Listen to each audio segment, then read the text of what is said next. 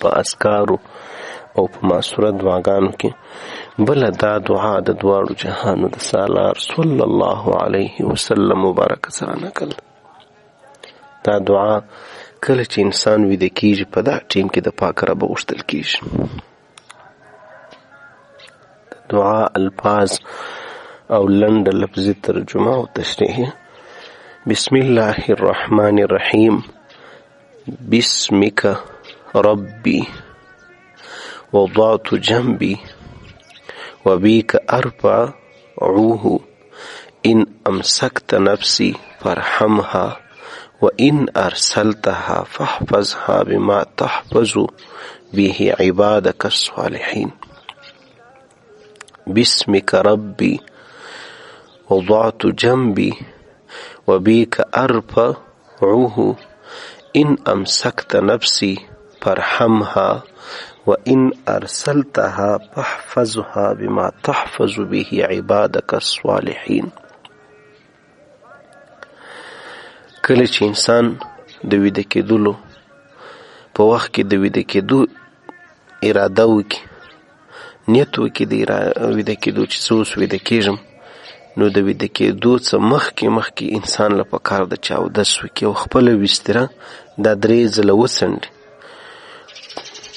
بیا په راسته اړخ باندې انسان ویده سي او خپل راسته لاس در سر لاندې کښېږدي، قبلې ته مخامخ، او 3 واره دغه دعا ووایي: بسمک ربی وضعت جنبی وبک ارفعه ان امسکت نفسی فارحمها وان ارسلتها فاحفظها بما تحفظ به عبادك الصالحین.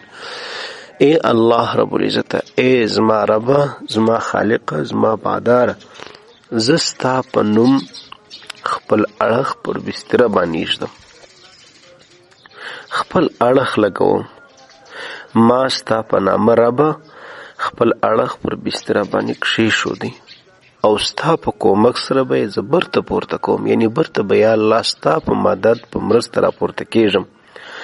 که چیرې دې زما روح قبض کړي ودې نیوي الهي، نو رحم پر وکړه، او که دې برته آزاد کړي د ژوند نوی چانس دی الله رب العزت ورکړي، ژوندی دی پرېښوي، نو داسې یوه ساعته په ژوند او زندګي کې لکه خپل نیک بندگان چې ساتي.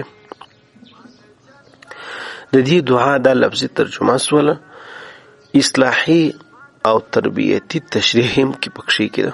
دا مبارکه دعا د نبی علیه الصلاة والسلام مبارکه څخه ثابته دعا ده.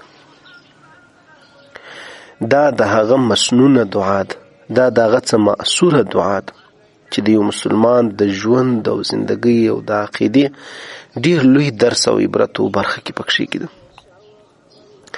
یو دا دعا چې انسان کوي نو د سنتو پیروي انسان کوي. د ویده کېدو څه مخکې اودس کول، بستره څنډل، په ښي اړخو په راسته طرف باندې ویده کېدل، قبلې ته مخامخ، او دارنګه دا دعا 3 واره ویل. دا د نبي علیه الصلاة والسلام مبارکه څه سنت ثابت سنتونه دي چې د انسان پکې هم حفاظت، هم د روغتیا جوړوالی، او هم پکې د روح د الله رب العزت د رضا د دې ټولو سبب او ذریعه ګرځي.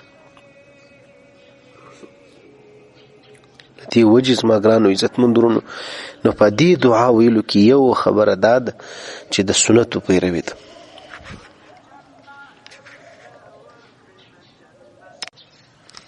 نو د دې دعا ویل یو د سنت د نبی علیه الصلاة والسلام مبارک پیروي ده. دوم د مرګ او د قیامت را یادول پکښې کې دي، ځکه خوب دا موت الاصغر بلل سوی دی، د موت الاصغر په څیر دی، یعنی کشنی مرګ. په دې دعا کې انسان دا اعتراف کوي چې ممکن دا زما د ژوند وروستنی خوب وي، وروستنی ورځ وله یا وروستنی وخت، نو ځکه چې الله تعالی د خپل روح لپاره د الله تعالی څه د خپل روح دپاره د مغفرت او پر نیکۍ د ساتلو غوښتنه په دې دعا کې پکښې کې ده. په دې کې که موږ فکر وکړو دا ډېره لویه غټه خبره ده. همدارنګه د دې دعا په تشریح کې 3مه خبره د خپل ځان حفاظت دی غوښتل سوی دی، په آخر کې داسې حفاظت لکه د نیکانو بندګانو په څیر د ساتلو دعا ده، تر څو د شیطان له وسوسو او د شپې د بدو خوبونو د بلاګانو څخه انسان په حفظ و په امان کې پاته شي، د دنیا د شرور د فتنو څخه الله رب العزت زموږ ستاسو د ټولو حفاظت وکړي. چې کله ویده کېږي دا د خوب دوهمه دعا ده چې ویې غواړئ د پاک رب باسمک یا بسمک ربي وضعت جنبي وبك أرفعه إن أمسكت نفسي فارحمها وإن أرسلتها فاحفظها بما تحفظ به عبادك الصالحين.